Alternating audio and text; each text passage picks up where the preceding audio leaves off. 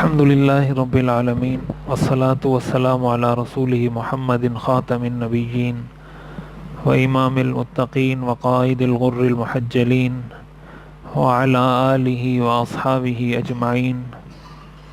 أما بعد فأعوذ بالله من الشيطان الرجيم. بسم الله الرحمن الرحيم.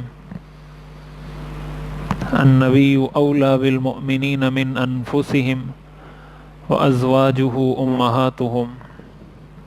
صدق اللہ العظیم. قرآن کریم میں اللہ تعالیٰ نے ارشاد فرمایا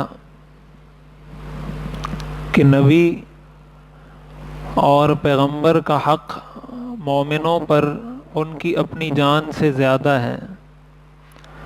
وَأَزْوَاجُهُ أُمَّهَاتُهُمْ اور ان کی ازواج مومنین کی مائیں ہیں. حضرت خدیجہ رضی اللہ تعالی عنہا سے حضور علیہ الصلاۃ والسلام کا نکاح کیسے ہوا تھا اور کس نے پڑھایا تھا، اس کے حوالے سے کچھ ضروری تفصیل میں نے عرض کر دی تھی پچھلے درس میں. اور جو خطبہ پڑھا گیا تھا حضور علیہ الصلاۃ والسلام کے نکاح کا، وہ بھی میں نے پڑھ کے بتایا تھا کہ اس خطبے کے ذریعے حضور علیہ الصلاۃ والسلام کا نکاح ہوا تھا حضرت خدیجہ سے، اور حضرت خدیجہ حضور کی پہلی زوجہ مطہرہ ہیں. آپ نے سب سے پہلا نکاح حضرت خدیجہ سے کیا ہے، اور جب تک حضرت خدیجہ زندہ تھی آپ نے کسی اور عورت سے نکاح نہیں کیا. آپ کے جتنے نکاح ہوئے ہیں سارے نکاح حضرت خدیجہ رضی اللہ تعالی عنہ کی وفات کے بعد ہوئے ہیں. حضور علیہ الصلاۃ والسلام کی ساری اولاد بھی حضرت خدیجہ سے تھی، سوائے حضرت ابراہیم جو حضور کے بیٹے ہیں. ان کی ولادت حضرت ماریہ رضی اللہ تعالی عنہ کے بطن سے ہوئی تھی. اس کے علاوہ حضور کی جتنی بھی اولاد ہے، آپ کی جتنی بیٹیاں ہیں، جتنے بیٹے ہیں، سب کی والدہ حضرت خدیجہ ہیں. حضرت خدیجہ سے حضور کی ساری اولاد ہیں. حضور علیہ الصلاۃ والسلام کا حضرت خدیجہ رضی اللہ تعالی عنہ نے بہت ساتھ دیا ہے، ہر مقام پر، ہر جگہ پر، ہر مشکل میں. اور علماء نے لکھا ہے، حدیث شریف میں جو یہ بتایا گیا ہے کہ انسان نکاح کرے تو دینداری کو ترجیح دے. عورت کے حسن و جمال سے زیادہ ترجیح دینداری کو حاصل ہو. وہ معیار اس چیز کو بنائے کہ اس کے اخلاق کیسے ہیں، اس کی انسانیت، شرافت، کردار، زندگی، یہ چیزیں کیسی ہیں. اس کا فائدہ یہ ہوتا ہے کہ پھر انسان کی زندگی سکون سے گزرتی ہے. جب شوہر پر مشکل آئے گی، جب شوہر پریشان ہوگا، تو بیوی چونکہ دیندار ہے، با کردار ہے، با اخلاق ہے، انسانیت کے تقاضوں سے واقف ہے، تو جب مشکل آئے گی تو یہ بیوی اپنے شوہر کو سپورٹ کرے گی. یہ بیوی اس وقت اپنے شوہر سے وہ مطالبات نہیں کرے گی جن مطالبات سے شوہر پریشان ہو، بلکہ اپنے شوہر کے ساتھ روکھی سوکھی جس طرح کی بھی ہو وہ کھائے گی. حضور علیہ الصلاۃ والسلام اور حضرت خدیجہ کا جو نکاح ہوا تھا اس کی بنیاد یہی چیز تھی. اور اس کی سب سے بڑی دلیل یہ بات ہے کہ حضرت خدیجہ کی عمر 40 سال تھی اور حضور کی عمر 25 سال تھی. 25 سال کی عمر میں حضور علیہ الصلاۃ والسلام نے حضرت خدیجہ سے نکاح کیا جن کی عمر 40 سال تھی، اور حضرت خدیجہ کے 2 شوہروں کا پہلے انتقال ہو چکا تھا. حضور علیہ الصلاۃ والسلام حضرت خدیجہ کے تیسرے شوہر تھے. اور یہ بات میں نے پہلے عرض کر دی تھی کہ حضرت خدیجہ بہت مالدار تھیں، بہت اللہ نے ان کو دولت، بہت سرمایہ دیا تھا. اور یہ بھی میں نے بتایا تھا کہ حضور علیہ الصلاۃ والسلام نے حضرت خدیجہ کو نکاح کا پیغام نہیں بھیجا، حضرت خدیجہ نے حضور کو نکاح کا پیغام بھیجا تھا. اور حضرت خدیجہ نے جو نکاح کا پیغام بھیجا تھا وہ حضور علیہ الصلاۃ والسلام کی اچھی شہرت کی وجہ سے بھیجا تھا. کہ جب آپ نے حضرت خدیجہ کا مال تجارت لے کر شام کا سفر کیا اور جتنا منافع کمایا وعدے کے مطابق سارا حضرت خدیجہ کو واپس کیا، تو حضرت خدیجہ کو پتہ چلا کہ یہ شخص امانت دار ہے، سچا ہے، معاملات میں صاف ہے. اس پر حضرت خدیجہ نے خود حضور علیہ الصلوۃ والسلام کو نکاح کا پیغام بھیجا اور حضور علیہ الصلوۃ والسلام کا نکاح ہوا. چونکہ نکاح کی بنیاد اچھی تھی، نکاح کی بنیاد مال نہیں تھا، نکاح کی بنیاد دولت، سرمایہ، حسن و جمال، یہ چیزیں بنیاد نہیں تھیں. دیکھیں، مال ہے آج ہے کل نہیں ہوگا، حسن و جمال ہے آج ہے 10 سال 20 سال 25 30 سال بعد حسن و جمال نہیں ہوگا. آپ کو آپ کی بیوی کی ضرورت اس وقت بھی ہے جب آپ بوڑھے ہو جائیں، آپ کو آپ کی بیوی کی ضرورت اس وقت بھی ہے جب وہ بوڑھی ہو جائے. یہی معاملہ آپ کی بیوی کا ہے، آپ کی بیوی کو آپ کی ضرورت اس وقت بھی ہے جب آپ بوڑھے ہو جائیں، آپ کی بیوی کو آپ کی ضرورت اس وقت بھی ہے جب وہ خود بوڑھی ہو جائے. اگر معیار حسن و جمال کو بنایا تھا، 10 سال 20 سال بعد یہ حسن و جمال ختم، چہرے پر جھرجھریاں نکل آئیں، چہرے کا حسن و جمال ختم ہو گیا، اب وہ معیار نہیں رہا. جب معیار نہیں رہا تو پھر وہ محبت بھی باقی نہیں رہے گی. اس لیے کہ محبت قائم اس ستون پر ہوئی تھی، جب اس ستون کو گرا دیا تو محبت خود بخود ختم ہو جائے گی. مال کی وجہ سے کسی مرد سے یا کسی عورت سے، مرد نے عورت سے یا عورت نے مرد سے نکاح مال کی وجہ سے کیا تو مال ظل زائل وعاریۃ مستردۃ، یہ تو سایہ ہے، ختم ہو جاتا ہے. کہتے ہیں نا ہاتھ کی میل ہے، آج آپ کے پاس ہے کل اس کے پاس ہوگا، کل اس کے پاس تھا آج آپ کے پاس ہوگا. جب مال ختم ہوگا رشتہ خراب ہوگا. لیکن اگر بنیاد اس چیز کو بنایا ہو کہ یہ عورت اچھے خاندان سے تعلق رکھتی ہے، یہ دیندار ہے، اس کو یہ پتہ ہے بیوی کے حقوق کیا ہیں، شوہر کے حقوق کیا ہیں، شوہر کے ساتھ زندگی کیسے گزارنی ہے، یہ ساری چیزیں اس کو پتہ ہیں. جب یہ بنیاد ہوگی تو اس کا فائدہ یہ ہوگا کہ یہ چیز کبھی ختم نہیں ہوتی، یہ ہمیشہ اس کے ساتھ رہے گی. جب ہمیشہ رہے گی تو آپ بوڑھے جب ہو جائیں گے تو وہ بیوی آپ کی خدمت کرے گی. اگر آپ کے پاس مال نہیں ہوگا وہ بیوی تب بھی آپ کی خدمت کرے گی، اور اگر وہ بیوی بوڑھی ہو جاتی ہے آپ تب بھی اس کی خدمت کریں گے، آپ تب بھی اس کے کام آئیں گے، آپ تب بھی اس سے محبت سے ملیں گے، بات کریں گے. اس لیے حدیث شریف میں جو آتا ہے تنکح المرأة لأربع لمالها ولجمالها ولحسبها ولدینها، آپ نے فرمایا عورت سے نکاح 4 وجہ سے کیا جاتا ہے، مال کی وجہ سے، حسن و جمال کی وجہ سے، اس کے دنیاوی سٹیٹس اور منصب کی وجہ سے، ولدینها اس کے دیندار ہونے کی وجہ سے.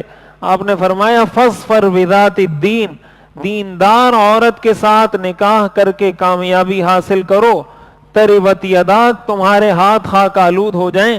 کامیابی اگر زندگی میں حاصل کرنی ہے نکاح میں بنیاد دینداری کو بناؤ. اب یہ چیز وقتی طور پر تو سمجھ میں نہیں آتی. ہم تو کہتے ہیں، ہمارے نوجوان تو آج کل کہتے ہیں ہمیں ایسی بیوی چاہیے جو ہمیں پالے. آج کل تو یہ سٹینڈرڈ بنتا جا رہا ہے کہ ایسی بیوی چاہیے کہ بجائے اس کے کہ میں اس کے اخراجات برداشت کروں وہ مجھے پالے. یہ تو مردانگی کے بھی خلاف ہے. اسلام کو تو اگر آپ ایک سائیڈ پر رکھیں یہ تو مردانگی اور غیرت کے بھی خلاف ہے. مرد کو اللہ نے بنایا ہے کہ کما کر عورت کو کھلائے، مرد کی بنیادی ذمہ داری ہے. اور مرد عورت سے نکاح اس وجہ سے کرے کہ یہ کمائے گی، یا اس کے پاس گاڑی ہے، اس کے پاس پیسہ ہے، اس نے نظریں جمائی ہوئی ہیں اس کے پیسے پر کہ میری اس سے شادی ہوگی تو اس کا یہ گھر مجھے مل جائے گا، اس کی گاڑی مجھے مل جائے گی. تو ایسا نکاح بھلا کیسے کامیاب ہو سکتا ہے؟ اس نکاح سے ہمیں یہ بہت بڑا درس ملتا ہے کہ ہم دینداری کو ترجیح دیں اپنے کاموں میں، اپنے رشتوں میں. یہ چیز وقتی طور پر سمجھ میں نہیں آتی. وقتی طور پر تو انسان کہتا ہے یار مجھے اس میں فائدہ مل رہا ہے، وہاں اس کے پاس پیسہ ہے، یہ ہے، فلاں ہے فلاں ہے، مجھے تو فائدہ ہو رہا ہے. لیکن وہ فائدہ وقتی ہوتا ہے. اسلام ایک مسلمان کے لیے ابدی، دائمی، ہمیشہ کے فائدے کا سوچتا ہے کہ اس کی زندگی کا یہ لمحہ بھی اچھا ہو، اس کی زندگی کے آخری ایام بھی، آخری عمر بھی اس کی اچھے طریقے سے گزرے۔ قرآن کریم میں آتا ہے لَقَدْ خَلَقْنَا الْإِنسَانَ فِي أَحْسَنِ تَقْوِيمٍ، ہم نے انسان کو اچھے پیرائے میں، اچھے انداز سے خوبصورت بنا کر پیدا کیا ہے۔ ثُمَّ رَدَدْنَاهُ أَسْفَلَ سَافِلِينَ، پھر ایک وقت ایسا آتا ہے کہ اللہ اسی انسان کو اسفل سافلین یعنی انتہائی ذلت کے گڑھے میں ڈال دیتا ہے۔ جب بڑھاپا اس پر آتا ہے، جب عمر اس کی زیادہ ہوتی ہے، تو پھر سارے لوگ اس سے تنگ ہونا شروع ہو جاتے ہیں۔ إِلَّا الَّذِينَ آمَنُوا وَعَمِلُوا الصَّالِحَاتِ، ہاں وہ لوگ جو ایمان لائے اور اچھے اعمال کیے، فَلَهُمْ أَجْرٌ غَيْرُ مَمْنُونَ، ان کا اجر کبھی ختم نہیں ہوتا۔ تو یہ بھی ان چیزوں میں داخل ہے کہ انسان کے معیارات جب شریعت کے مطابق ہوتے ہیں، اللہ تعالیٰ ایسے آدمی کو اسفل سافلین میں گرانے سے بچاتے ہیں۔ پھر وہ اسفل سافلین والی کیٹیگری میں نہیں آتا، پھر وہ الا الذین آمنوا وعملوا الصالحات والی کیٹیگری میں آتا ہے، جن کو اللہ تعالیٰ جب وہ اور بوڑھے ہوتے ہیں اللہ عزت کو اور بڑھا دیتا ہے۔ حاجی عبد الوہاب صاحب رحمت اللہ علیہ کا انتقال ہوا، 96 سال ان کی عمر، کتنے بوڑھے تھے۔ آپ کیا سمجھتے ہیں دنیا میں اتنی عزت، اتنی شہرت، اتنا مقام، اتنا مرتبہ اس عمر میں کسی ایک عام بوڑھے کو مل سکتا ہے؟ یہی ہوتا ہے نا نارمل طریقہ، تو یہی ہے عموماً، تو یہی ہوتا ہے کہ جیسے جیسے انسان بوڑھا ہوتا ہے پھر گھر والے بھی کہتے ہیں کہ یار یہ بھی تنگ کر رہا ہے، یہ کرنا نہیں چاہیے۔ میں یہ نہیں کہہ رہا کہ یہ اچھا کرتے ہیں، غلط ہے، لیکن ایک بتا رہا ہوں ایک جو ہوتا ہے معاشرے میں۔ لیکن ایک دیندار آدمی جیسے جیسے بوڑھا ہوتا ہے اس کی عزت اور بڑھتی جاتی ہے۔ جتنا وہ بوڑھا ہوگا، جتنا وہ سینئر ہوگا، اتنی اس کی عزت زیادہ ہوگی، اتنا اس کا اللہ تعالیٰ ساری چیزوں میں اس کو برکت اور اضافہ عطا فرماتے ہیں۔ یہ تو اللہ دکھاتا ہے ہمیں۔ آپ دیکھ لیں اب ان کے جنازے کے لیے ظہر سے لوگ آنا شروع ہوئے ہیں، ظہر کے بعد سے، اور ابھی تک، آج ابھی مغرب کے بعد جنازہ تھا تو پتہ نہیں کتنے لاکھوں لوگ اس میں پہنچ جائیں گے۔ تو کیا یہ عزت یہ کم ہے؟ یہ اللہ نے کس وجہ سے دی؟ وہ بھی کوئی گریجویشن انہوں نے کی تھی، سارا اسکول انہوں نے پڑھا ہوا تھا، یونیورسٹی کی تعلیم انہوں نے حاصل کی ہوئی تھی، لیکن اپنی زندگی کو وقف کر دیا شریعت دین کے لیے، دین کی خدمت کے لیے، امت کی خدمت کے لیے وقف کر دیا اپنی زندگی کو۔ تو اللہ تعالیٰ دنیا میں بھی دکھاتا ہے کہ دیکھو اتنی زیادہ عمر ہونے کے باوجود بھی وہ بندہ خود عالم نہیں ہے، لیکن ان کی خدمت پر کھڑے چاروں طرف بڑے بڑے علماء کھڑے ہوئے ہیں، چاروں طرف خدمت کرنے والے علماء ہیں، اور ہر آدمی اس بات کو اپنی سعادت سمجھتا ہے کہ کاش مجھے ایک دفعہ ان کی خدمت کا موقع مل جائے۔ یہ حقیقت ہے یا نہیں؟ ہم اپنی آنکھوں سے یہ چیز دیکھتے ہیں یا نہیں دیکھتے؟ تو یہ عزت اللہ نے کس وجہ سے دی ہے؟ کیا ان کے حسن و جمال کی وجہ سے دی تھی؟ ان کے پیسے کی وجہ سے دی تھی؟ ان کے پاس مال زیادہ تھا؟ ان کے بنگلے زیادہ تھے؟ آخر کیا ریزن کیا ہے؟ وجہ کیا ہے؟ ایک دین پر عمل، امت کا غم، شریعت پر عمل کرنے کی کوشش، اپنی زندگی کو شریعت کے مطابق بنانے کی کوشش، یہ وہ چیز ہے۔ ثم رددناہ اسفل سافلین، اس سے اللہ تعالیٰ اس کو بچاتے ہیں، الا الذین آمنوا والی کیٹیگری میں داخل کر دیتے ہیں کہ وہ بوڑھا ہو کر بھی اللہ تعالیٰ اس کو وہ عزتیں عطا کرتے ہیں جو نوجوان کو بھی کسی کو نہیں مل سکتی۔ تو میں یہ عرض کر رہا تھا اپنے معیارات ہم تبدیل کریں۔ جب اپنے معیار کو تبدیل کریں گے ہمیں خود زندگی میں عزت حاصل ہوگی۔ وقتی طور پر مشکل کا آنا الگ بات ہوتی ہے۔ دیکھیں جب آپ محنت کرتے ہیں، مزدوری کرتے ہیں، کمپنی میں جاب کرتے ہیں، صبح آپ جاتے ہیں، رات کو تھکے ہوئے آتے ہیں، روز کا معمول ہے، تو اب جاتے ہوئے تو انسان کو مشکل ہوتی ہے، تکلیف ہوتی ہے یار، روز صبح جاؤ وہاں پہ کام کرو، پھر شام کو آؤ، پھر صبح جاؤ، پھر شام کو آؤ، بہت سارے کام آپ کے ہوتے ہیں، آپ کہتے ہیں نہیں یار میں یہاں نہیں آ سکتا، میں نے کمپنی جانا ہے، میں یہاں نہیں آ سکتا، میں نے دکان پہ جانا ہے، سارے کام آپ کے ادھر ادھر وہ کام آپ کر رہے ہیں، حالانکہ مشقت ہے. کیوں مشقت آپ برداشت کر رہے ہیں؟ آپ کی نظر میں ایک ہدف ہے کہ جب مہینہ ختم ہوگا تو مجھے اس کا صلہ ملے گا، مجھے اس کا نتیجہ ملے گا. وہ ایک مہینے کے بعد آپ نے نظر میں رکھا ہوا ہے اس تنخواہ کو، اس تنخواہ کی وجہ سے آپ کسی کی شادی چھوڑ رہے ہیں، کسی کے غم میں شرکت کو چھوڑ رہے ہیں، کبھی بھائی بیمار ہے اس کو چھوڑ کے کمپنی جا رہے ہیں، کبھی کوئی مسئلہ ہے اس کو چھوڑ کے جا رہے ہیں. کیوں؟ وہ ٹاسک ہے سامنے، ہدف ہے کہ مہینے کے آخر میں اتنی سیلری لینی ہے. تو مشقت تو ہم اس معاملے میں بھی برداشت کرتے ہیں، لیکن جب دین کا معاملہ آتا ہے تو کہتے ہیں نہیں دین تو بڑا آسان ہے. تو بھائی کچھ تو اللہ تعالیٰ نے تو ہمیں سب کچھ بتایا ہے نا کہ جنت اور جہنم، جنت اور جہنم تو بعد میں ہی ملنی ہے. کچھ مشقت تو احسب الناس ان یترکوا ان یقولوا آمنا وهم لا یفتنون. اللہ فرماتے ہیں کیا لوگوں نے یہ گمان کر رکھا ہے ان کو چھوڑ دیا جائے گا صرف اتنی بات کہنے پر، آمنا کہ ہم ایمان لے آئے، وهم لا یفتنون، اور اللہ ان کو آزمائے گا نہیں. اللہ فرماتے ہیں وَلَقَدْ فَتَنَّ الَّذِينَ مِن قَبْلِهِمْ، ہم نے تم سے پہلے لوگوں کو بھی آزمایا ہے. فَلَيَعْلَمَنَّ اللَّهُ الَّذِينَ صَدَقُوا وَلَيَعْلَمَنَّ الْكَاذِبِينَ، تاکہ اللہ لوگوں کو بتا دیں یہ سچے ہیں یہ جھوٹے ہیں، یہ اپنے ایمان کے دعوے میں سچے ہیں یہ اپنے ایمان کے دعوے میں جھوٹے ہیں. اللہ دنیا کو دکھانا چاہتا ہے. حضور علیہ الصلوۃ والسلام نے نکاح دینداری کی بنیاد پر کیا تو حضور علیہ الصلوۃ والسلام کو دنیا بھی ملی، آپ کو دنیا بھی ملی. حضرت خدیجہ کے پاس اتنا سرمایہ اتنا مال تھا، تو وہ سرمایہ وہ سارا مال تو حضور علیہ الصلوۃ والسلام کو بغیر اس پر نظر رکھے حضور علیہ الصلوۃ والسلام کی وہ زوجہ بن گئی، لیکن معیار دینداری تھی. تو اس کا یہ مطلب نہیں کہ اگر کوئی دیندار عورت مالدار ہے تو اس سے نکاح اس وجہ سے نہ کیا جائے کہ یہ مالدار ہے، یہ مطلب نہیں ہے. دیندار ہو اس میں آپ حسن کو بھی دیکھیں، مالداری پیسہ ساری چیزیں اگر ثانوی حیثیت میں اس کو دیکھا جائے یا اس پر نظر رکھی جائے وہ ایک الگ چیز ہے. بنیاد رشتہ بھیجنے کی، نکاح کرنے کی، شادی کرنے کی بنیاد یہ چیز ہو کہ آیا اس کا کردار، خاندان، شرافت، دین سے تعلق، یہ چیز کتنی مضبوط ہے اور کتنی کمزور ہے. اب حضرت خدیجہ رضی اللہ تعالی عنہ سے حضور کا نکاح ہوا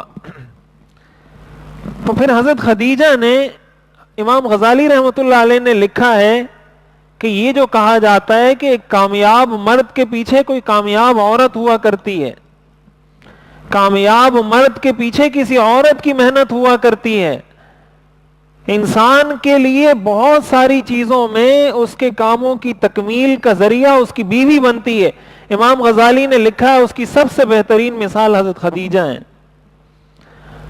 کہ حضور علیہ الصلوۃ والسلام کی ہر مشکل میں، حضور علیہ الصلوۃ والسلام پر جب پہلی وحی نازل ہوئی، آپ گھر تشریف لائے، آپ ڈرے ہوئے تھے، کب کپا رہے تھے، پریشان تھے، آپ نے کبھی پہلے کسی فرشتے سے اس طرح ملاقات نہیں کی تھی، اور پھر جبریل علیہ السلام نے حضور علیہ الصلوۃ والسلام کو 3 دفعہ دبایا بہت زور سے اور آپ کو کہا اقرا اقرا اقرا، پڑھو پڑھو. حضور علیہ الصلوۃ والسلام کے لیے ایک غیر معمولی چیز تھی، آپ پریشان تھے. حضور علیہ الصلوۃ والسلام پر سب سے پہلے ایمان لانے والی خاتون وہ حضرت خدیجہ ہیں. مردوں اور عورتوں میں سب سے پہلے جس شخصیت نے اسلام قبول کیا ہے وہ حضرت خدیجہ ہیں. اسلام کے اندر 5 عورتوں کو تمام عورتوں پر فضیلت حاصل ہے. حضرت خدیجہ رضی اللہ تعالی عنہ، حضرت عائشہ رضی اللہ تعالی عنہ، حضرت فاطمہ، حضرت مریم اور حضرت آسیہ جو فرعون کی بیوی تھی. یہ 5 عورتیں وہ ہیں جن کے بارے میں حضور نے فرمایا کہ یہ سب سے افضل عورتیں یہی ہیں. حدیث شریف میں آتا ہے حضور علیہ الصلوۃ والسلام نے ارشاد فرمایا کمل من الرجال کثیر وَلَمْ يَكْمُلْ مِنَ النِّسَاءِ إِلَّا أَرْبَعٌ، مردوں میں تو بہت سارے لوگ کمال کو پہنچے ہیں لیکن عورتوں میں 4 لوگ کمال کو پہنچے ہیں. مریم بنت عمران، مریم بنت عمران جو حضرت عیسیٰ کی والدہ ہیں. آسیہ امرأۃ فرعون، فرعون کی بیوی حضرت آسیہ. خدیجہ بنت خویلد، حضرت خدیجہ. وفاطمہ بنت محمد، اور فاطمہ بنت محمد. اور پھر آپ نے فرمایا وفضل عائشہ علی النساء کفضل الثرید علی الطعام، حضرت عائشہ کی فضیلت تمام عورتوں پر ایسی ہے جس طرح سرید کو باقی کھانوں پر فضیلت حاصل ہے. یعنی جس طرح سرید کو جو روٹی توڑ کر سالن میں جو کھایا جاتا ہے اس کو عرب میں ایک اچھا کھانا سمجھا جاتا تھا، آپ نے فرمایا حضرت عائشہ کی فضیلت عورتوں پر ایسے ہی ہے جیسے سرید کی فضیلت باقی کھانوں پر ہے. ان 5 عورتوں کو تمام عورتوں پر فضیلت حاصل ہے.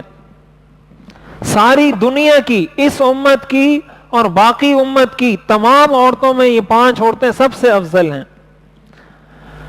اب ظاہر ہے یہ فضیلت بلا وجہ تو حاصل نہیں ہوئی. جن کے بارے میں حضور یہ فرما رہے ہیں کہ یہ کامل ہے، یہ عورت کامل ہے، تو حضور علیہ الصلاۃ والسلام پر سب سے پہلے ایمان لانے والی خاتون حضرت خدیجہ ہیں. اس سے یہ بات بھی پتہ چلتی ہے کہ سب سے مشکل جو کام ہوتا ہے نا وہ یہ ہوتا ہے کہ آپ کی بیوی آپ کو تسلیم کرے. یہ مشکل ترین کام ہے دنیا کا. آپ کو آپ کا مقتدی تسلیم کر لے گا، آپ کا مرید تسلیم کر لے گا، آپ کا شاگرد تسلیم کر لے گا، آپ کا دوست تسلیم کر لے گا، بھائی تسلیم کر لے گا. بیوی کسی کو تسلیم نہیں کرتی. کیوں نہیں کرتی؟ اس لیے نہیں کرتی کہ بیوی کے سامنے آپ کی پوری زندگی ہوتی ہے. آپ کا ایک ایک لمحہ، آپ کے اخلاق، آپ کا کردار، آپ کا طور طریقہ، آپ کی زندگی، آپ کی بیوی کو سب پتا ہوتا ہے. آپ سے تو کوئی متاثر اس لیے ہوگا کہ یار یہ اچھا آدمی ہے، نماز پڑھتا ہے، اس کے اخلاق اچھے ہیں، یہ ہے فلاں ہے، لیکن یہ تو آپ کی بیوی کو پتا ہے کہ آپ کے اخلاق اچھے ہیں یا نہیں. حدیث شریف میں آتا ہے خیرکم خیرکم لأہلی، تم میں سے بہترین وہ ہے جو اپنے گھر والوں کے ساتھ بہتر ہو. وَأَنَا خَيْرُكُمْ لِأَهْلِي، میں تم میں سب سے زیادہ اپنے گھر والوں کے ساتھ اچھا سلوک رکھتا ہوں. حضرت خدیجہ، اس سے آپ حضور کی گھریلو زندگی کی کامیابی کا اندازہ لگائیں کہ آپ کتنے کامیاب شوہر تھے کہ آپ ایک ایسا دعویٰ کر رہے ہیں جس کا عرب لوگ تصور بھی نہیں کر سکتے تھے. جب آپ نے کھڑے ہو کر لوگوں کو دعوت دی تو لوگوں نے آپ کو بددعائیں دی، پتھر مارے. ایک ایسا دعویٰ لا الہ الا اللہ، عرب کے لیے یہ دعویٰ کسی پہاڑ کے گرائے جانے سے کم نہیں تھا کہ آپ کسی کے سر پہ پہاڑ گرا دیں کہ وہ ساری زندگی بتوں کی عبادت کرتے رہے. ایک آدمی کھڑے ہو کر کہتا ہے لا الہ الا اللہ، کہ یہ سارے بت کسی کام کے نہیں، اللہ ایک ہے. ایسے ماحول میں جب کسی کو پتا نہیں، سب سے پہلے ایمان حضرت خدیجہ نے اسلام قبول کیا. اس سے پتا چلتا ہے کہ آپ کتنے کامیاب شوہر تھے، آپ کی گھریلو زندگی کتنی کمال کی تھی کہ آپ کی زبان سے جملے کا نکلنا تھا اور حضرت خدیجہ کا ایمان لانا تھا. اب حضرت خدیجہ رضی اللہ تعالی عنہ نے، حضرت عائشہ رضی اللہ تعالی عنہ فرماتی ہیں کہ مجھے کسی عورت پر اتنی غیرت نہیں آئی. جو سوکن ہوتی ہے نا ایک آدمی کی 2 بیویاں، تو یہ فطرت میں داخل ہے کہ ایک بیوی کو اپنے شوہر کی دوسری بیوی اچھی نہیں لگتی. یہ انسان کی فطرت ہے، یہ عورت کی فطرت ہے. اس پر آپ عورت کو ملامت نہیں کر سکتے، اس پر آپ عورت کو ڈانٹ نہیں سکتے، اس لیے کہ اسلام کبھی بھی فطرت کی نفی نہیں کرتا. یہ ہر عورت کی فطرت ہے.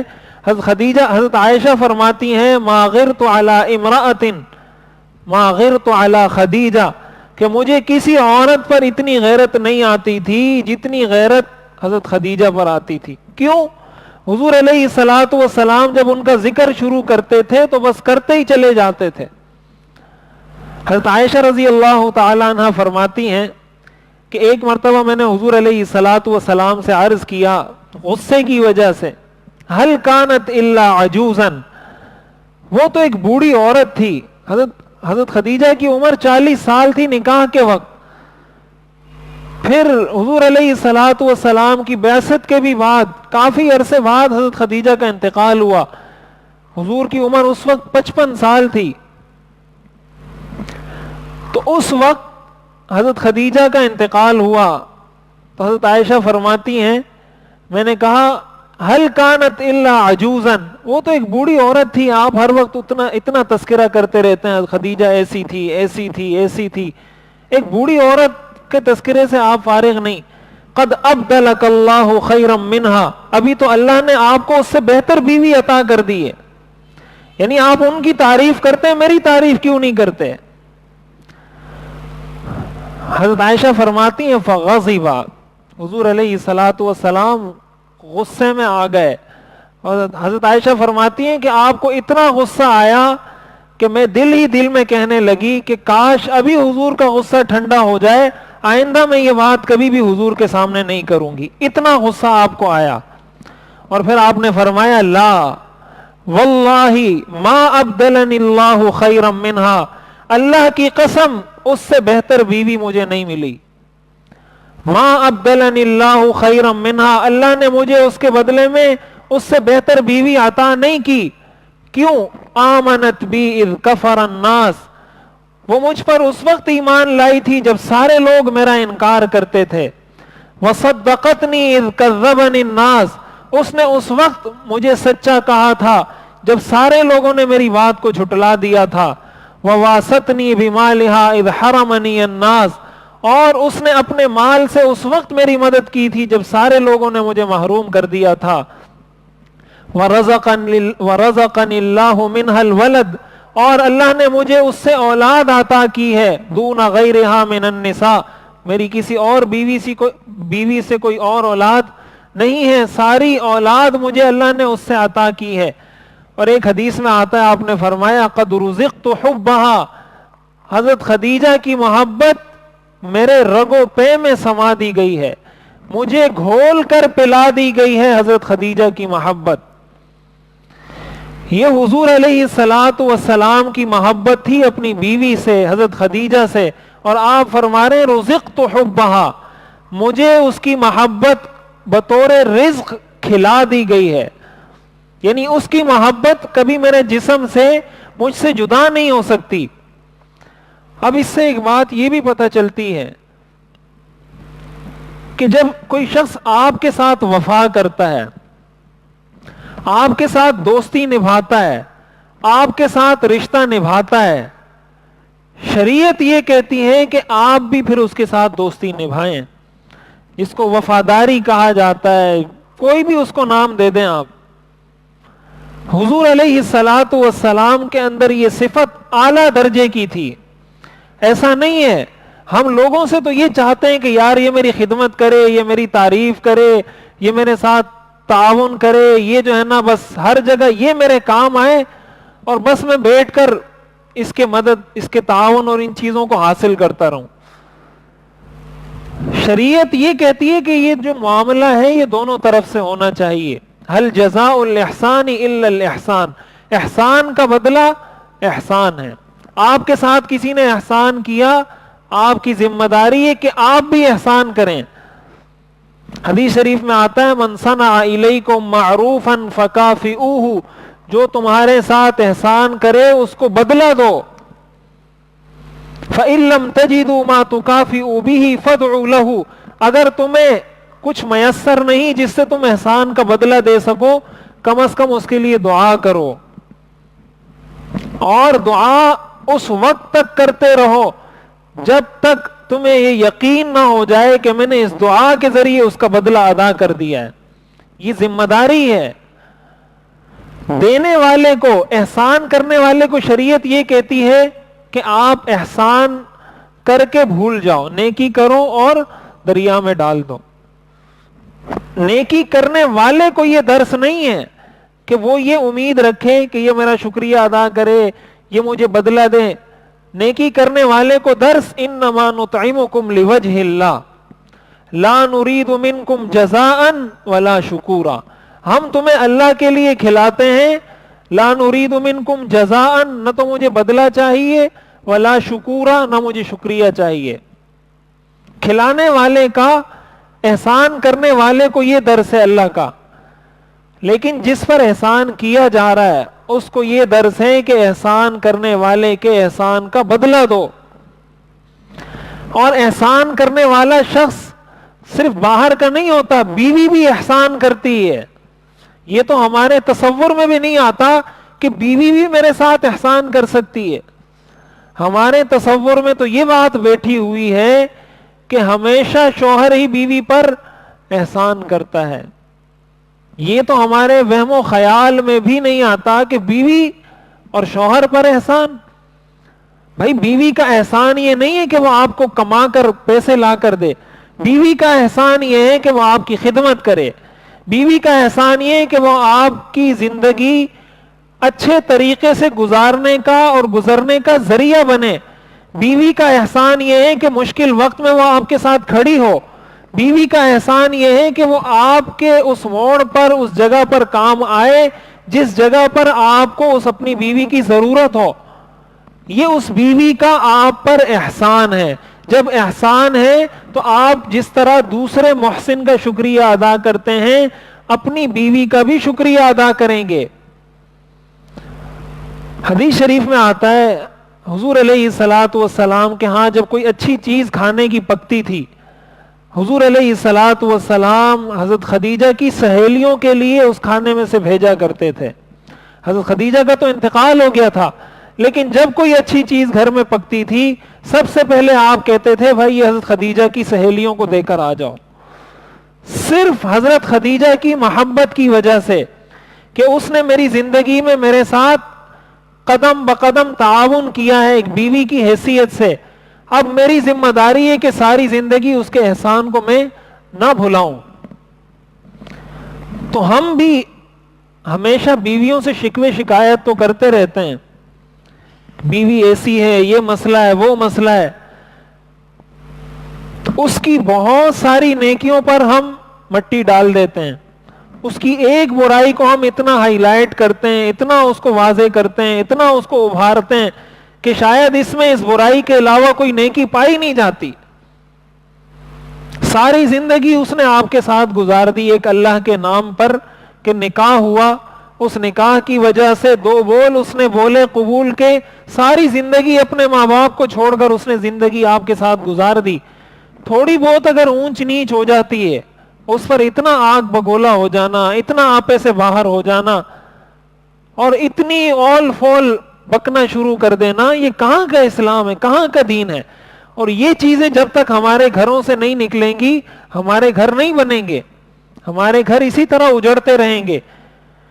بیوی یہ سمجھے کہ شوہر نے مجھ پر احسان کیا ہے، شوہر یہ سمجھے کہ بیوی نے مجھ پر احسان کیا ہے۔ جب دونوں طرف سے یہ سمجھا جائے گا کہ وہ میرا محسن ہے تو کبھی بھی پھر اس سے لڑائی نہیں ہوگی، کبھی بھی وہ گھر برباد نہیں ہوگا، کبھی بھی وہ گھر اجڑے گا نہیں۔ حضرت خدیجہ رضی اللہ تعالی عنہ کے ساتھ حضور علیہ الصلوۃ والسلام کا یہی رشتہ تھا۔ تو میں یہ عرض کر رہا تھا کہ اسلام ہمیں وفاداری سکھاتا ہے۔ حضرت ابوبکر صدیق رضی اللہ تعالیٰ عنہ یہ حضور علیہ الصلوۃ والسلام کے قریب ترین ساتھیوں میں سے ہیں، اور انہوں نے بھی حضور علیہ الصلوۃ والسلام پر اس وقت ایمان لایا جب سارے لوگ آپ کو جھٹلاتے تھے۔ خواتین میں سب سے پہلے اسلام لانے والی حضرت خدیجہ ہیں، مردوں میں سب سے پہلے اسلام لانے والے حضرت ابوبکر صدیق رضی اللہ تعالی عنہ ہیں۔ حضرت عمر رضی اللہ تعالی عنہ کے ساتھ حضرت ابوبکر کا ایک مرتبہ کوئی تلخ کلامی ہو گئی، کسی بات پر بیٹھے بیٹھے آپس میں ایک دوسرے کے ساتھ تلخ کلامی ہو گئی۔ حضرت ابوبکر صدیق رضی اللہ تعالی عنہ نے حضرت عمر کو ڈانٹ دیا بہت سخت طریقے سے۔ حضرت عمر ناراض ہو گئے، ناراض ہو کر وہاں سے اٹھ کے چلے گئے۔ حضرت ابوبکر کو احساس ہوا کہ شاید میں نے ان کو بہت سخت جملے کہہ دیے ہیں۔ حضرت ابوبکر ان کے پیچھے پیچھے جانے لگے، ان کو آواز دینے لگے کہ بھائی مجھ سے غلطی ہو گئی ہے، مجھے معاف کر دو۔ حضرت عمر چلتے رہے، پیچھے دیکھا ہی نہیں، گھر میں داخل ہوئے اور دروازہ بند کر دیا۔ حضرت ابوبکر صدیق رضی اللہ تعالیٰ عنہ بہت پریشان ہوئے کہ اب میں نے ان کو اتنے سخت جملے کہے ہیں، اب یہ مجھے معاف بھی نہیں کر رہے تو کیا بنے گا۔ حضرت ابوبکر صدیق رضی اللہ تعالیٰ عنہ فوراً حضور علیہ الصلوۃ والسلام کے پاس آ گئے، اور حضور علیہ الصلوۃ والسلام نے جیسے ہی دور سے دیکھا حضرت ابوبکر کو، آپ نے فرمایا اما صاحبکم فقد غامر، تمہارا یہ ساتھی کسی سے لڑ کے آ رہا ہے، یہ کسی سے لڑ کے یہاں پر آ رہا ہے، اس کے انداز سے مجھے ایسا لگتا ہے۔ اور روایات میں آتا ہے، یہ صحیح حدیث ہے، حضرت ابوبکر صدیق رضی اللہ تعالیٰ عنہ وہاں پر آ کر بیٹھے بالکل ایسے غصے کے انداز میں، اور ساری کہانی سارا قصہ حضور کو سنایا۔ اتنے میں حضرت عمر رضی اللہ تعالیٰ عنہ کو بھی احساس ہو گیا کہ یہ تو حضور کے اتنے مقرب صحابی ہیں، حضور کو ان سے اتنی محبت ہے، وہ مجھے پیچھے سے پکارتے رہے، میں نے ان کی پکار پر لبیک نہیں کہا، اس پر وہ مجھ سے ناراض ہو گئے ہوں گے، کہیں یہ میرے لیے میرے اعمال کی بربادی کا سبب نہ بن جائے۔ جیسے ہی حضرت عمر کو احساس ہوا فوراً گھر سے نکلے، وہ بھی حضور کے پاس پہنچ گئے۔ پہلے حضرت ابوبکر صدیق کو تلاش کیا، نہیں ملے، حضور کے پاس پہنچ گئے کہ میں حضور کو بتا دیتا ہوں کہ مجھ سے یہ غلطی ہوئی ہے کہ انہوں نے مجھے بلایا اور میں نے پیچھے مڑ کے نہیں دیکھا، حالانکہ ڈانٹا حضرت ابوبکر نے تھا، غصہ حضرت ابوبکر نے حضرت عمر پہ کیا تھا، حضرت عمر نے نہیں کیا تھا۔ جب حضرت عمر حضور علیہ الصلوۃ والسلام کے پاس آئے تو حدیث شریف میں آتا ہے حضور علیہ الصلوۃ والسلام کا رنگ سرخ ہو گیا، اور غصے سے آپ نے فرمایا ہل انتم تارکو لی صاحبی، کیا تم میرا یہ ایک دوست میرے لیے چھوڑو گے؟ کیا اس میرے ایک دوست کی تم مدارات، اس کا خیال رکھنا گوارا کرو گے؟ اور پھر آپ نے حضرت ابوبکر کے بارے میں فرمایا اس نے اس وقت میری تصدیق کی جب تم لوگ مجھے جھٹلاتے تھے، اس نے اس وقت اپنے مال سے میری مدد کی جب تم لوگوں نے مجھے محروم کر دیا تھا، اس نے اس وقت مجھ پر ایمان لایا جب ساری دنیا میرا انکار کرتی تھی۔ حضرت ابوبکر فرماتے ہیں حضور اتنا غصہ ہوئے کہ میں بار بار حضور کو کہنے لگا انا کنت ازلم، یا رسول اللہ میں نے ظلم کیا، انہوں نے نہیں کیا، میں نے ظلم کیا، انہوں نے نہیں کیا، آپ مجھے ڈانٹیں، ان کو نہ ڈانٹیں۔ وہ کہہ رہے ہیں میں بار بار حضور سے یہ کہہ رہا ہوں، حضور علیہ الصلوۃ والسلام حضرت عمر کو ڈانٹ رہے ہیں، صرف کس وجہ سے؟ وفاداری کی وجہ سے۔ حضور کے ساتھ حضرت ابوبکر نے وفاداری کی تھی تو آپ نے بھی ان کے ساتھ وفاداری کی ہے۔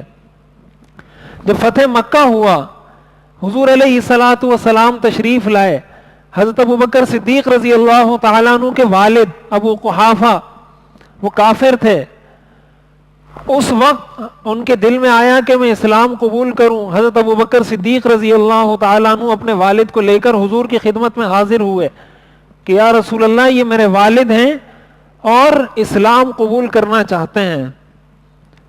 حضور علیہ الصلوۃ والسلام نے فرمایا ہلا ترکت الشیخ فی بیتہ فآتیہ، کہ تم ان بزرگوں کو گھر میں بٹھاتے، میں ان کے گھر جا کر ان کو کلمہ پڑھا کر آ جاتا۔ حضرت ابوبکر نے فرمایا ہوا احق، ان کا حق بنتا ہے کہ آپ کے پاس آئیں، آپ کا حق نہیں بنتا کہ آپ ان کے پاس جائیں۔ حضور نے یہ کیوں فرمایا کہ آپ ان کو گھر میں چھوڑتے، میں ان کے پاس گھر میں جاتا؟ یہ آپ نے وفاداری کی وجہ سے فرمایا کہ اس نے میرا اتنا ساتھ دیا ہے، اس وفاداری کا یہ تقاضا ہے کہ اس کے والد نے اگر اسلام قبول کرنا ہے تو میں اس کے گھر جا کر کلمہ پڑھا کر آؤں۔ حضور نے یہ نہیں فرمایا میں پیغمبر ہوں، میں رسول ہوں، میں پیر ہوں، میں مرشد ہوں، میں مفتی ہوں، میں قاضی ہوں، میں حکمران ہوں، یہ نہیں فرمایا۔ آپ مفتی، قاضی، پیغمبر، حکمران تھے، لیکن حضرت ابوبکر کے ساتھ آپ کا رشتہ کچھ اور تھا، آپ کا ان کے ساتھ رشتہ ایک دوستی کا تھا، تو آپ نے اس دوستی کی اتنی لاج رکھی، اتنا خیال رکھا۔ ہم بھی ذرا اپنی زندگی میں ان چیزوں کو دیکھیں۔ اخلاق کا لفظ تو بڑا اچھا ہے، اچھے اخلاق، اچھے اخلاق، اچھے اخلاق۔ اچھے اخلاق کسی بلا کا نام نہیں ہے، اچھے اخلاق انہی چیزوں کو کہا جاتا ہے، یہی چیزیں ہیں، اور یہ چیزیں جب معاشرے میں آتی ہیں تو نفرتیں ختم ہوتی ہیں۔ تو ہم اپنی زندگی کے اندر اس سے ہمیں یہ درس ملتا ہے حضرت خدیجہ کے تذکرے سے کہ حضور علیہ الصلوۃ والسلام بار بار ان کا تذکرہ کر رہے ہیں. ہمارے معاشرے میں تو کوئی اپنی بیوی کا اچھے الفاظ سے تذکرہ کرے تو کہتے ہیں یہ بیوی کا غلام بن گیا, یہ رن مرید ہے. کوئی اپنی بیوی کو یہ نہیں کہہ سکتا کہ مجھے تم سے محبت ہے. حضور اپنی بیوی کے بارے میں فرما رہے رزقت حبہا, اس کی محبت میرے رگو پے میں سما گئی ہے. اس سے بڑا جملہ کیا ہوگا؟ ایک تو یہ کہ آپ اپنی بیوی کو یہ کہیں میں تم سے محبت کرتا ہوں, ایک یہ ہے کہ آپ یہ کہیں اس کی محبت میرے رگو پے میں سما گئی ہے, مجھے گھول کر پلا دی گئی ہے, اس کی محبت میرے جسم سے نکل ہی نہیں سکتی. یہ آپ فرما رہے ہیں اپنی بیوی کے بارے میں. کیوں؟ اس لیے کہ آپ کی بیوی وفادار تھی. ہم اپنے گھروں کے اندر اس چیز کو تھوڑا اس کی امپلیمنٹیشن کر کے دیکھیں. آپ دیکھیں محبتیں پیدا ہوں گی یا نہیں. 50 سال زندگی لوگوں کی گزر جاتی ہے, ایک تعریف کا جملہ کوئی بیوی اپنے شوہر کے منہ سے نہیں سنتی. حضرت ڈاکٹر عبدالحی عارفی رحمۃ اللہ علیہ, وہ ایک مرتبہ, یہ واقعہ میں نے حضرت مفتی محمد تقی عثمانی صاحب دامت برکاتہم سے سنا. وہ فرماتے ہیں کہ حضرت ڈاکٹر عبدالحی عارفی صاحب رحمۃ اللہ علیہ ایک مرتبہ اپنے کسی مرید کے گھر تشریف لے گئے. انہوں نے دعوت کی تھی اور کہا کہ حضرت میں نے آپ کی دعوت کی, آپ آئیں. حضرت چلے گئے. جب کھانا کھایا تو اس کے بعد حضرت نے فرمایا کہ کھانا ماشاءاللہ بڑا اچھا تھا, بہت لذیذ پکایا تھا, بڑی محنت کی تھی, تعریف کی کھانے کی. تو یہ ساری بات جب کی تو ان کے جو مرید تھے ان کی گھر والی وہ رونے لگ گئیں, رونے لگی اور بہت زیادہ رونے لگی. حضرت عارفی صاحب رحمۃ اللہ علیہ فرماتے ہیں میں پریشان ہو گیا کہ میں نے تو اس کی تعریف کی ہے, کوئی خامی تو نہیں بیان کی کہ کھانا اچھا نہیں تھا, یا تو اس میں رونے کی کیا بات ہے. تو میں نے ان سے کہا کہ بھائی میں نے تو تعریف کی ہے, میں نے تو کوئی برائی بیان نہیں کی, آپ رو کیوں رہی ہیں؟ تو کہا, اس خاتون نے کہا 40 سال میرے اس شوہر کے ساتھ میرے گزر گئے, یہ جملہ ایک مرتبہ بھی میں نے اپنے شوہر کی زبان سے نہیں سنا. رونا مجھے اس بات پہ آ رہا ہے کہ 40 سال میں ایک مرتبہ بھی میرے شوہر نے مجھے یہ نہیں کہا کہ تم نے کھانا اچھا پکایا ہے. سالن میں نمک زیادہ ہو جائے پلیٹ اٹھا کے ہم دیوار پہ مار دیتے ہیں, لیکن جب سالن میں نمک زیادہ نہ ہو پھر کچھ بھی نہیں کرتے. نمک زیادہ ہے تو پلیٹ اٹھا کے پھینک دیں گے اور منہ سے پتہ نہیں کیا کیا بولتے اٹھ جائیں گے, لیکن جب اچھا پکا ہوگا کبھی تعریف نہیں کریں گے زبان سے. اور چاہتے ہم ہیں کہ ہمارے گھر اجڑے نہیں, ہماری بیوی ہم سے محبت کرے, ہماری بیوی ہمارا احترام کریں. دین کو چھوڑ کر گھر سے دین کو نکال دیں پھر آپ کا گھر بس جائے, ایسا نہیں ہو سکتا. یہ خیال است و محال است و جنون, یہ خیال تو ہو سکتا ہے, ایک تصور تو ہو سکتا ہے, ایک مفروضہ تو ہو سکتا ہے, حقیقت کا روپ کبھی بھی نہیں دھار سکتا. حضور علیہ الصلوۃ والسلام اور حضرت خدیجہ کی زندگی ہمارے لیے, یہ جو قرآن نے کہا ہے نا لقد کان لکم فی رسول اللہ اسوۃ حسنہ, اس آیت کو سامنے رکھیں. تمہارے لیے رسول اللہ کی ذات میں بہترین نمونہ ہے. وہ نمونہ یہی ہے کہ ہم حضور کی زندگی کو پڑھیں. ابھی ربیع الاول آیا ہے, سارے 12 ربیع الاول منائیں گے, 12 ربیع الاول کے بعد پھر پورا سال چھٹی. تو قرآن نے جو کہا لقد کان لکم فی رسول اللہ اسوۃ حسنہ, تو وہ 12 ربیع الاول سے اسوہ حسنہ ہمیں سمجھ آ جائے گا, ہمارا گھر اس سے ٹھیک ہو جائے گا, ہمارا کاروبار اس سے ٹھیک ہو جائے گا, ہماری گھر کی اور مارکیٹ کی اور باہر کی اور اندر کی زندگی سدھر جائے گی. سدھرے گی تو سیرت سے, اور سیرت ہی کو اسوہ حسنہ کہا گیا ہے. اگر سیرت کو نہیں اپنائیں گے, سیرت منانے کی چیز نہیں ہے, اپنانے کی چیز ہے. سیرت کو منایا نہیں جاتا, سیرت کو اپنایا جاتا ہے. آپ اگر ایک مرتبہ بھی نہیں منائیں گے لیکن زندگی حضور کی اپنا لیں گے, آپ کامیاب ہیں. اور اگر ساری زندگی مناتے رہیں، سیرت کو اپنائے نہیں، آپ کی ناکامی میں کوئی شک نہیں۔ حضور علیہ الصلوۃ والسلام کی پیدائش پر ابو لہب نے خوشی میں اپنی باندی کو آزاد کر دیا تھا۔ جس باندی نے اس کو خبر دی تھی کہ آپ کا بھتیجا ہوا ہے، اس باندی کو ابو لہب نے خوشی میں آزاد کر دیا۔ لیکن قرآن میں کیا آتا ہے؟ تبت یدا ابی لہب وتب۔ سیرت اپنانے کی چیز ہے، اس کو اپنائیں، اور اپنائیں گے تب جب ہم سیکھیں گے، اپنے بچوں کو سکھائیں گے، تب جا کر قرآن کی اس آیت پر عمل ہو سکتا ہے۔ لقد کان لکم فی رسول اللہ اسوۃ حسنہ۔ ورنہ زبان سے ہم کہیں گے حضور علیہ الصلوۃ والسلام کے اخلاق اچھے تھے، آپ کی زندگی اچھی تھی، بس سرسری سرسری ہمیں سب کچھ پتا ہے۔ کیسی اچھی تھی، کیسے شوہر تھے آپ، کیسے تاجر تھے آپ، کیسے والد تھے آپ، کیسے عالم تھے، کیسے رہبر تھے، کیسے قائد تھے، یہ ہمیں پتہ چلے گا سیرت سے۔ اس لیے میں بھی بات بار بار کرتا ہوں کہ انسان کچھ وقت اپنی زندگی میں نکالے اس مقصد کے لیے کہ اپنی زندگی پہلے سیکھے حضور کی سیرت کو، پھر اس سیرت کو اپنائے، اور جب اس سیرت کو اپنائے گا تب جا کر اس کی زندگی میں سکون آئے گا، تب جا کر وہ یہ بات کہہ سکے گا کہ میں نے حضور کو اپنا رول ماڈل اور اپنا آئیڈیل بنایا ہے۔ وگرنہ اس کے بغیر ایسا کبھی نہیں ہو سکتا۔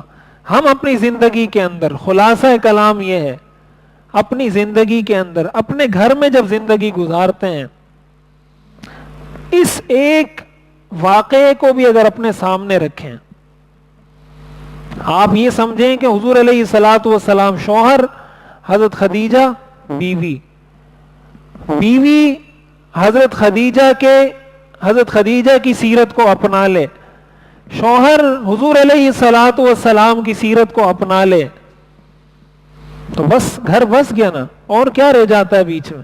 کچھ بھی نہیں رہ جاتا۔ لیکن جب اس کو یہ پتا تو ہو کہ حضرت خدیجہ کون ہے، اس کو انڈین اداکاروں کے نام تو پتہ ہیں، جتنے مرد یا جتنی عورتیں ہیں سب کے نام اس کو پتہ ہیں، کہ یہ فلم اس نے بنائی ہے، یہ ڈرامہ اس نے بنایا ہے، اس میں فلاں نے اداکاری کی ہے، اس میں فلاں ہیرو ہے، اس میں فلاں ہیرو ہے، یہ سارا اس کو پتہ ہے۔ اور باہر کی لڑکیوں سے ہر آدمی اس کو اپنی محبت کا اظہار کرے گا، لیکن اپنی بیوی سے محبت کا اظہار نہیں کرے گا۔ تو عورت کو یہ چاہیے کہ کبھی وہ یہ بھی تو پڑھے کہ حضرت خدیجہ کیسی تھی، ان کی زندگی کیسی تھی۔ جب ان کی زندگی آپ کے سامنے ہوگی، اس کو اپنائیں گے، تو پھر سارے مسائل انشاءاللہ حل ہو جائیں گے۔ اللہ تعالی ہمیں سمجھنے اور عمل کرنے کی توفیق عطا فرمائے۔ وآخر دعوانا ان الحمدللہ رب العالمین۔ انشاءاللہ پھر اگلے ہفتے موضوع چینج ہے، اب اس کو شروع کریں گے تو پھر ختم نہیں ہوگا، تو اگلے ہفتے انشاءاللہ اس کو۔ آخر میں ایک دو باتیں حضرت حاجی عبدالوہاب صاحب رحمۃ اللہ علیہ کے حوالے سے یہ عرض کر دوں کہ دیکھیں ان کی زندگی سے ہمیں دو بڑے پیغام، دو بڑے میسج، دو چیزیں سیکھنے کو ملتی ہیں۔ پہلی چیز تو یہ کہ اس دنیا سے ہر آدمی نے جانا ہے، کسی نے بھی رہنا نہیں ہے۔ وما محمد الا رسول قد خلت من قبلہ الرسل افإن مات او قتل انقلبتم علی اعقابکم۔ محمد اللہ کے رسول ہیں بس۔ حضور علیہ الصلوۃ والسلام بھی اس دنیا سے تشریف لے گئے، سب نے جانا ہے، کل من علیہا فان۔ اس چیز کو اپنے سامنے رکھیں اور اپنی زندگی گزاریں، قبل اس کے کہ وہ وقت آ جائے کہ انسان کف افسوس ملتا رہے، پشیمان ہوتا رہے، ندامت اس کو ہوتی رہے کہ کاش میں یہ کر لیتا، کاش یہ کر لیتا، کاش یہ کر لیتا۔ اس سے قبل اپنی زندگی کو بنا لیں، ورنہ جب موت آتی ہے، موت سے چھٹکارا تو کسی کو بھی نہیں۔ جب چھٹکارا نہیں ہے تو اپنی زندگی کوشش یہ کرنی چاہیے شریعت کے مطابق بنائیں۔ ایک بہت بڑا میسج، بہت بڑا پیغام یہ ملتا ہے، کوئی بادشاہ ہو، کوئی مفتی ہو، کوئی وزیر ہو، کوئی حاکم ہو، کوئی قاضی ہو، کوئی پیغمبر ہو، سب نے مرنا ہے، سب نے بلا استثناء، سب نے مرنا ہے. اس چیز کو ہمیشہ سامنے رکھیں. جب موت انسان کے سامنے ہوتی ہے تو پھر اس کی زندگی اچھی گزرتی ہے. حضرت تھانوی رحمۃ اللہ علیہ نے لکھا ہے کہ عقیدہ آخرت عصائے موسوی ہے. اس کا مطلب یہ ہے کہ حضرت موسیٰ علیہ السلام کے سامنے جب جادوگروں نے اپنے سانپ انہوں نے نکالے اور بہت سارے سانپ بن گئے.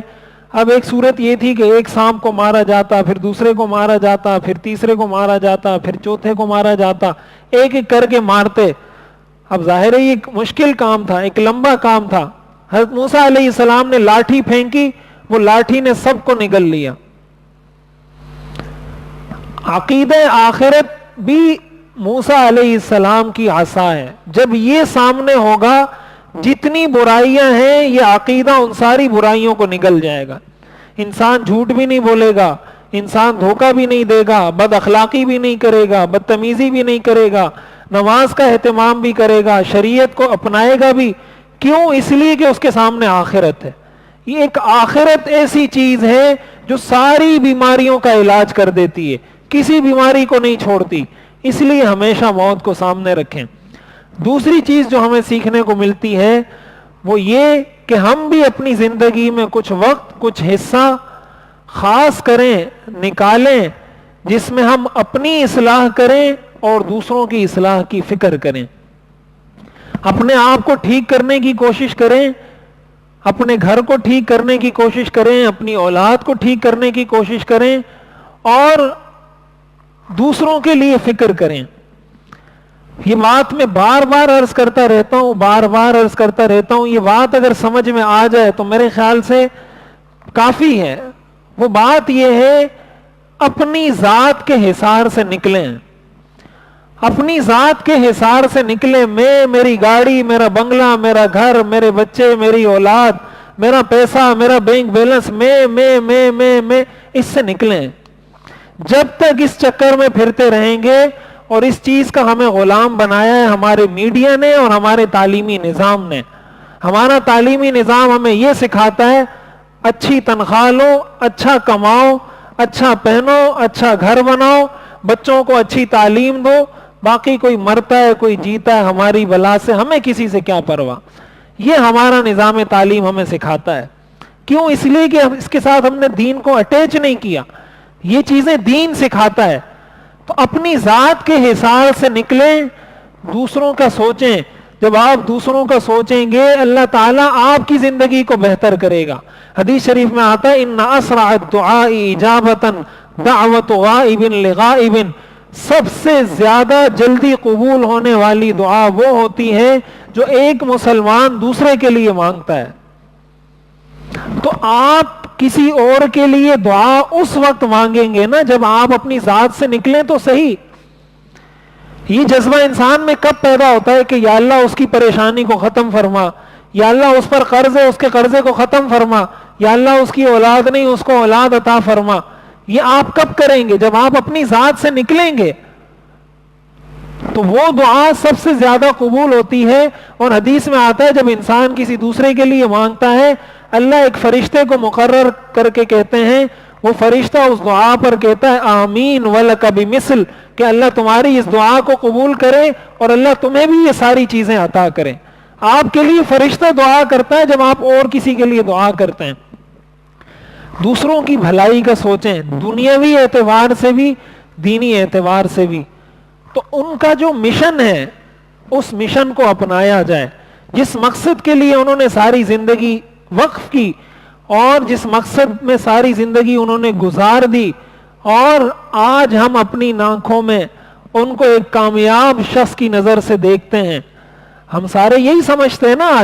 آج آپ ان کا جنازہ دیکھیں گے تو پھر آپ حیران ہوں گے. اتنے بڑے بڑے لوگ، اتنے علماء، اتنے اولیاء اللہ، اتنے لوگ جنازے میں شریک ہوں، کتنی بڑی سعادت کی بات ہے. تو ہم بھی اپنی ذات سے نکلیں، کچھ وقت نکالیں. اور ان کا مشن کیا تھا؟ مشن یہی تھا تبلیغ، امت کی فکر، امت کے لیے قرآن. مولانا طارق جمیل صاحب دامت برکاتہم فرما رہے تھے، میں ان کا ایک کلپ سن رہا تھا کہ وہ لقمہ اٹھاتے تھے، پونا پونا گھنٹہ گزر جاتا تھا، لقمہ ان کے ہاتھ میں ہوتا تھا اور بات شروع کرتے تھے یہی کہ امت کا یہ مسئلہ ہے، امت کا یہ مسئلہ ہے۔ پونے گھنٹے بعد ان کو یاد آتا تھا کہ میرے ہاتھ میں لقمہ ہے، تو وہ لقمہ ان کے منہ میں جاتا تھا۔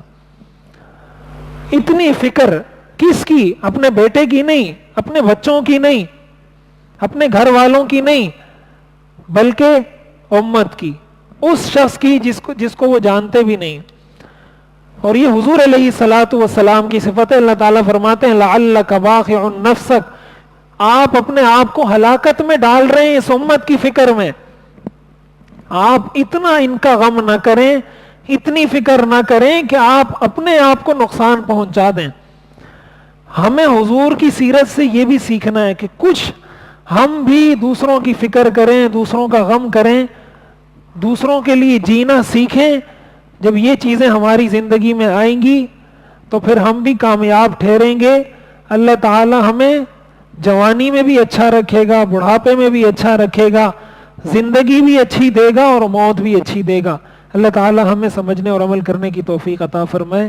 وآخر دعوانا ان الحمدللہ رب العالمین، الحمدللہ رب العالمین والصلاة والسلام علی رسولہ محمد وآلہ واصحابہ اجمعین۔ ربنا آتنا فی الدنیا حسنہ وفی الآخرۃ حسنہ وقنا عذاب النار۔ یا اللہ ہم سب کے صغیرہ کبیرہ گناہوں کو معاف فرما۔ یا اللہ ہماری ہر قسم کی خطاؤں سے درگزر فرما۔ یا اللہ حاجی عبدالوہاب صاحب کا انتقال ہوا ہے، یا اللہ ان کی کامل مغفرت فرما، ان کے درجات کو بلند فرما، پسماندگان کو صبر جمیل اور فلاح دارین عطا فرما۔ یا اللہ ہمیں بھی ان کا مشن اپنانے کی توفیق عطا فرما، ان کے مشن کو آگے لے کر چلنے کی توفیق عطا فرما، ہمیں اپنی زندگی شریعت کے مطابق گزارنے کی توفیق عطا فرما۔ یا اللہ مرنے سے پہلے قبر اور حشر کی تیاری کرنے کی توفیق عطا فرما۔ وصلی اللہ تعالی علی خیر خلقہ محمد وآلہ واصحابہ اجمعین، آمین برحمتک یا